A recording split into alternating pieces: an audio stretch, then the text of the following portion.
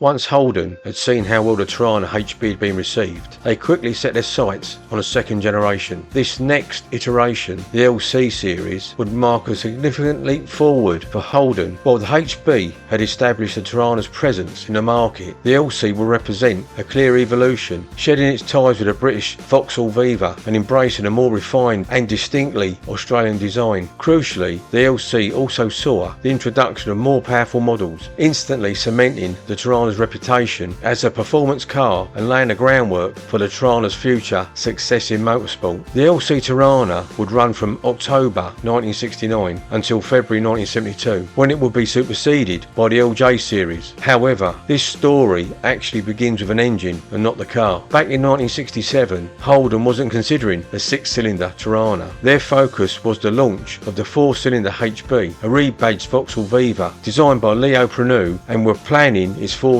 successor. While Preneux's Coke bottle styling gave the Viva Torana a miniature Chevrolet Camaro-esque look, its 1200cc 4-cylinder engine simply couldn't deliver the performance its sporty appearance suggested. Even as the Torana was being prepared for launch, a July 1965 product planning report highlighted two key engine-related concerns.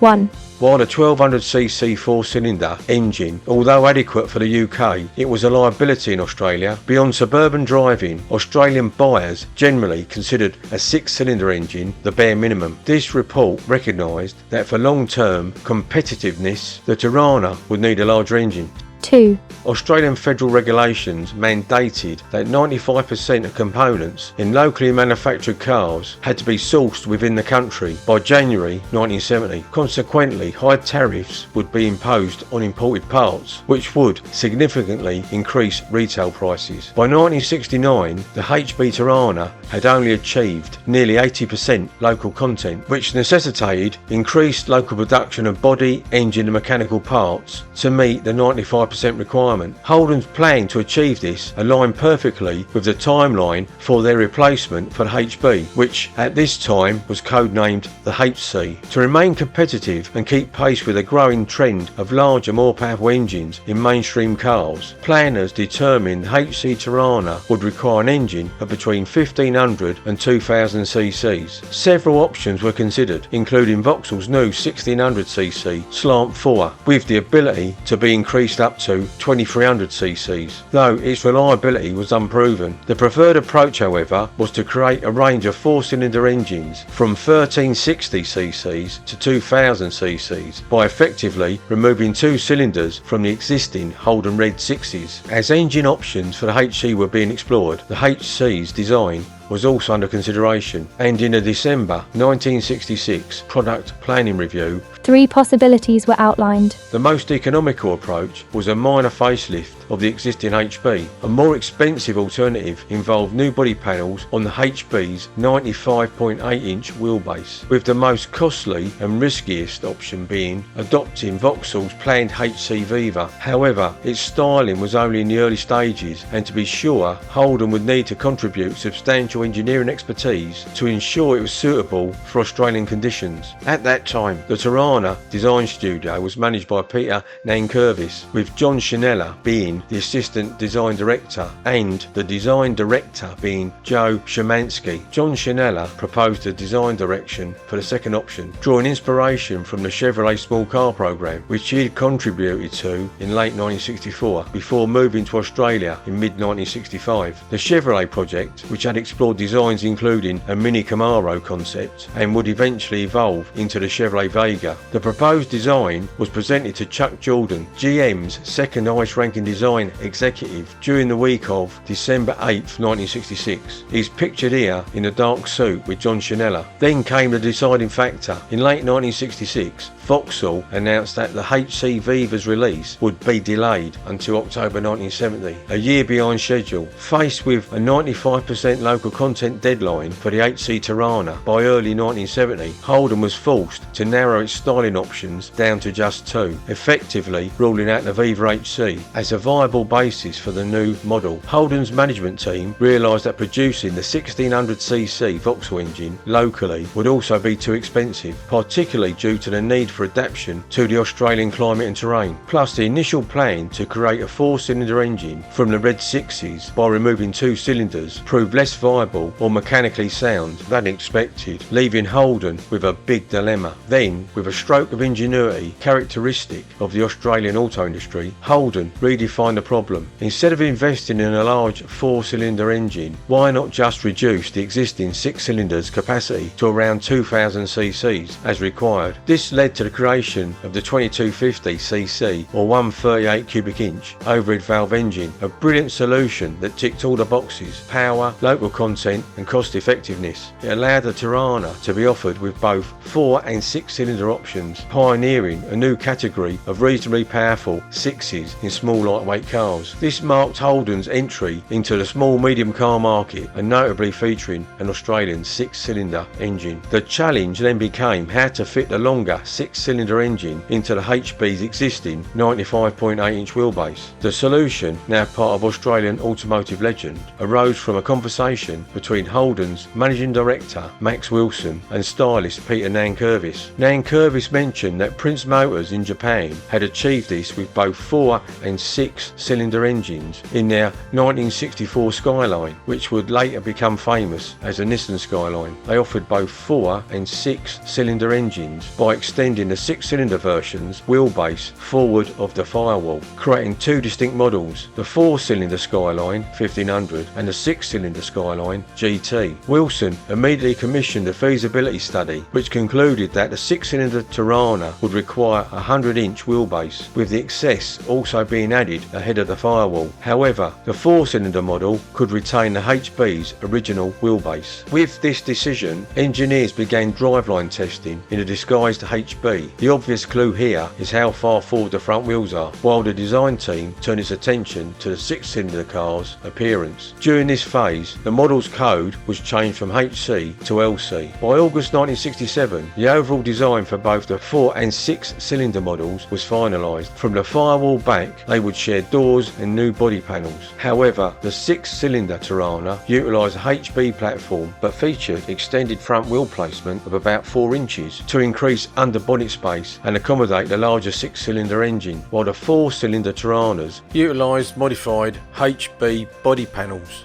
forward of the A-pillar, and an approach that proved cost-effective and allowed Holden to carry over existing tooling and parts. Upon its October 1969 launch, the automotive press immediately recognised the 6-cylinder models as belonging to a new class, but the 4-cylinder versions received very little attention. Brisbane Telegraph automotive writer Barry White captured this sentiment in his 16th of January 1970 column, noting that the press conference to preview the new Torana range from the previous October, the 4-cylinder model was allocated just 5 words. The LC series was available in both 2 and 4 door configurations, offering base 4-cylinder only and S and SL trim levels. This 2-platform approach allowed Holden to cater to 2 different market segments. The 4-cylinder models offered affordability and fuel efficiency, while the 6-cylinder versions provided more power and performance. The production Torana remained faithful to John Chanella's design. The 4-cylinder model received a new grille and front sheet metal, retaining a 1200cc or 70 cubic inch overhead valve engine. This engine was available in 2 tunes: the standard 56 horsepower with a Zenith downdraft carburettor, 8.5:1 compression, and the Series 70 option with the Stromberg side draft carburettor, 9:1 compression ratio and pushing 69 horsepower. The 6-cylinder versions offered 2 options: the 2250cc or 138 cubic inch overhead valve engine with a Bendix Stromberg downdraft carburettor, 9.2:1 compression ratio and producing 95 horsepower, or the 2600cc or 161 cubic inch overhead valve engine with a Bendix Stromberg downdraft carburettor, 9.2:1 compression ratio and generating 114 horsepower. The 6-cylinder Torana used the engine and drivetrain from the larger HT range, giving it an excellent power to weight ratio. Holden made specific modifications and refinements to optimise it for the Torana's size, weight and performance goals. However, the front and rear suspension was a strengthened and uprated version of the HB's. The LC introduced Holden's own Trimatic 3-speed automatic transmission, which was essentially a rebadged GM Turbo Hydromatic 180 or THM 180 transmission, available on the Series 70 4-cylinder with floor shift only and all 6-cylinder cars except the GTR, but more of this later, with either floor or column shift. 4-cylinder models primarily used transmissions carried over from the HP Torana, including both 3-speed and 4-speed manual options. 6-cylinder Toranas, on the other hand, offered a choice between a 3-speed all-synchro column shift similar to the HT but with Torano-specific adaptations, and a more performance-orientated 4-speed oval floor shift, which was also found in some HT models but again adapted for the Torana.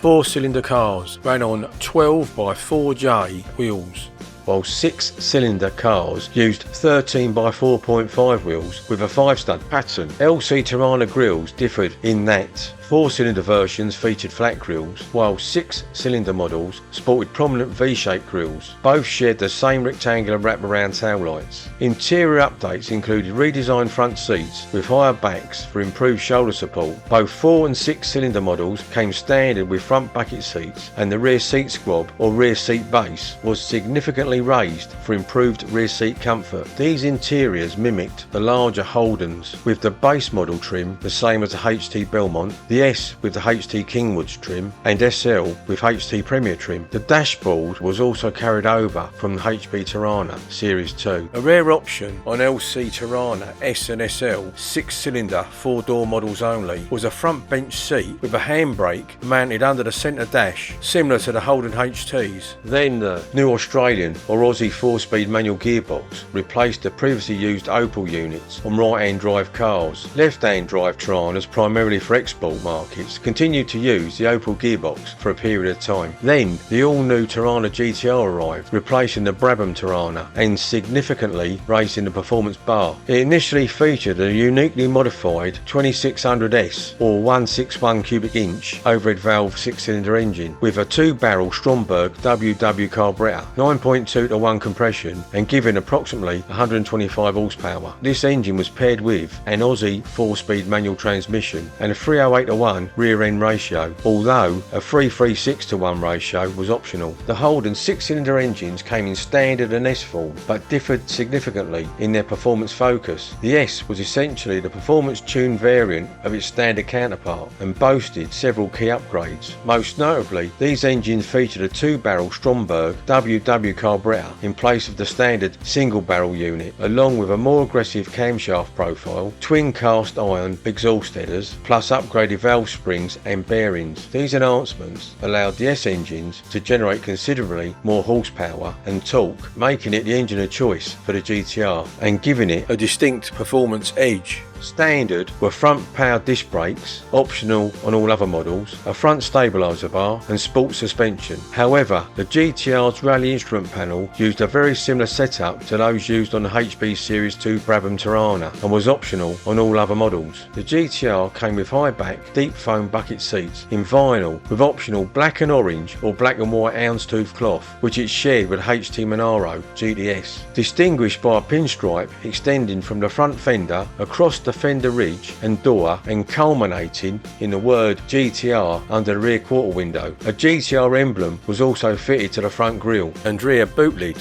To finish off the sporty look, you could option twin stripes that ran up and over the hood, missing out the roof, continuing over the trunk and finishing at the rear deck. The front fenders also received 3 front gills or front guard flutes, which were 3 slanted vertical louvers in the lower section of the front guards, and the lower flanks of the car received blackout treatment. Equipped with 13x5.5 JJ slotted steel wheels, shod with B70 redline tyres, which were also offered on all other models. The late 1969 crowning of the Torana as Wheels Car of the Year provided a significant boost to its already growing reputation. This prestigious award, bestowed by Australia's leading automotive publication, validated the Torana's design, engineering and overall excellence. It wasn't just a win for Holden, it was a powerful endorsement in the recognised to the public after the Holden Monaro GTS 350's Bathurst victories in late 1969, with Colin Bond's car 44 winning and Peter Brock's car 43 finishing third. Chief engineer Bill Steinhagen and sales manager John Bagshaw decided that building an even more powerful Monaro to directly compete with the Ford Falcon GTHOs would be too costly and socially irresponsible. Instead, Steinhagen conceived what would go on to be the GTR XU1 concept, prioritising lightness, power to weight ratio and handling, and to achieve this they would look to Harry Firth. The GTR XU1 concept began development in 1969 through a collaboration between Holden and Harry Firth's Holden dealer team. Key contributors included rising star driver Peter Brock, known for his Holden six-cylinder tuning expertise, and Dyno Dave Bennett, responsible for cylinder head development, instead of directly competing with the Ford Falcon GTHOs on terms of outright power. Firth's strategy focused on creating a smaller, more agile car. This approach prioritised a favourable power to weight ratio similar to the Ford's, while offering the advantages of reduced tyre and brake wear while increasing fuel economy. The Torana GTR XU1 was designed and built specifically for homologation into series production racing, aiming at the Hardy Ferrado 500, now known as Bathurst, and what some consider to be the jewel in the crown of Australian motorsport, and where Harry Firth aimed to challenge Ford's formidable Falcon GTHOs. Then, in August 1970, Holden stunned the market with the release of the XU1 option for the GTR, so creating the GTR XU1, which was more than simply a modified road car. The XU1 option was essentially a race car disguised for street use. The LC Torana GTR XU1 boasted a 3000cc or 186 cubic inch overhead valve 6-cylinder engine, which was in actual fact 3048 cc's and is sometimes listed as 3100 cc's. Equipped with triple Zenith Stromberg CD150 carburetors and a compression ratio of 10:1, producing 160 horsepower. Other performance enhancements included sports air cleaners, a revised cylinder head with larger valves and a high lift camshaft with tuned full-length inlet manifold. Also fitted were a 2-inch exhaust system, thicker disc brakes, limited slip differential, the typical larger or Bathurst fuel tank, front air dam and rear boot lid spoiler. The front air dam not only provided stability but also channeled cool air onto its front disc brakes. Badging utilised XU1 decals on both front guards above the gills or fender flutes and on the boot spoiler right hand side. Its lower flanks, including a grille, also received blackout treatment. Later, or race prepared XU1s often featured a close ratio gearbox and a taller 308:1 rear axle ratio, reduced from the standard 336:1, which is ideal to tackle the mountain, and boosted its top speed to 135 miles per hour. In June 1971, the 4-cylinder range was enhanced with a 1600cc or 97 cubic inch overhead cam engine with a compression ratio of 8.5:1, generally fitted with a Solex carburetor and pushing 80 horsepower, and based on a Vauxhall design. It offered more lively performance compared to the smaller 1200cc overhead valve unit and included a strengthened gearbox. With the 1600cc overhead cam engine's introduction, the LC Torana model lineup was revised. The base model was renamed the Torana 1200 and a new deluxe model was introduced. Initially the sole model available with a 1600cc overhead cam engine, the Torana SL 4-cylinder 2 and 4 door have the rare distinction of being the first ever Holden model to be discontinued during its production run, with the deluxe model 2 and 4 door continuing in its place. The S and SL nameplates carried on, and the 1600cc engine then later became an option for these models. In July 1971, the LC Torana's 6-cylinder engines were also upgraded. The 2250cc or 138 cubic inch engine remained available, while the 2850cc or 173 cubic inch engine replaced the earlier 2600cc or 161 cubic inch unit. Simultaneously, the GTR got the 2850S or 173 cubic inch overhead valve engine with a compression ratio of 9.4:1, derived from the HT's 186S engine, featuring a 2-barrel Stromberg WW carburetor and pushing 130 horsepower. The Torana GTR XU1 proved to be a strong performer on both the road and track due to its favourable power to weight ratio. It soon gained popularity in Australian motorsport and successfully replaced the V8 Monaro GTS 350. Despite its success in touring car and rally rally events throughout 1970, Holden's new frontline racer couldn't achieve victory at the prestigious Hardy-Frodo 500. It was Ford's XW Phase 2 and XY Phase 3 Falcon GTHOs would triumph in 1970 and 1971 respectively. The LC Torana was a real turning point for Holden because it allowed them to compete with the influx of Japanese compact cars. While these imports often offered attractive pricing and fuel efficiency, the LC Torana countered with a distinctly Australian flavour, emphasising performance and a more robust build. The availability of 6-cylinder engines, particularly in the sporty GTR and latter GTR XU1, gave the Torana a powerful advantage that many Japanese rivals couldn't match. While some buyers were swayed by the value proposition and fuel economy of the Japanese imports, the LC Torana appealed to those seeking a sportier, more powerful and locally developed alternative. During its production run, Holden built a total of 74,627 LC Toranas. This is where the LC story ends, with the introduction of the big sixes and Holden's start to combating the influx of Japanese compact cars. In the next episode, I'll be looking at both the LJ series plus the short-lived and stepping stone TA series.